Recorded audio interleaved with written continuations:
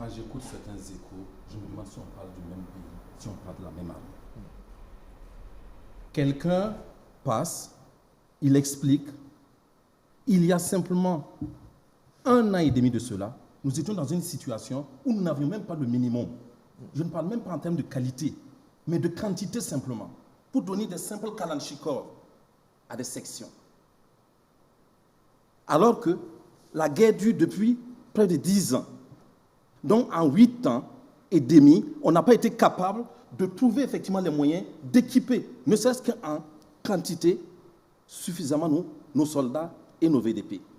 Et puis, en 1 an et demi, tout effort conjugué, et quand j'ai tout effort conjugué, c'est l'ambition, la détermination des responsables de ce pays, mais aussi la mobilisation des citoyens, conscients effectivement de la gravité de la situation, qui chacun a mis la main dans la poche pour permettre effectivement à ce que l'on puisse acquérir des armes en quantité, en qualité, et on les a vus ici.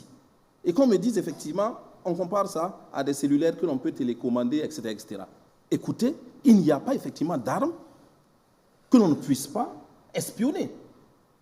Mais on ne pense quand même pas que nos soldats, quand nous sommes journalistes, nous sommes dans la rue, nous pouvons pérorer comme nous voulons, et nous pensons effectivement que nos lectures sur Google, etc., nous suffisent effectivement à remplacer des années de formation d'officiers et de cadres de l'armée qui savent ce qu'ils commandent, savent pourquoi ils le commandent, savent effectivement quels sont les gens qui sont aptes effectivement à les mourir. Moi, j'aimerais bien que l'on pose aujourd'hui la question de savoir comment cet équipement nous permet d'avancer.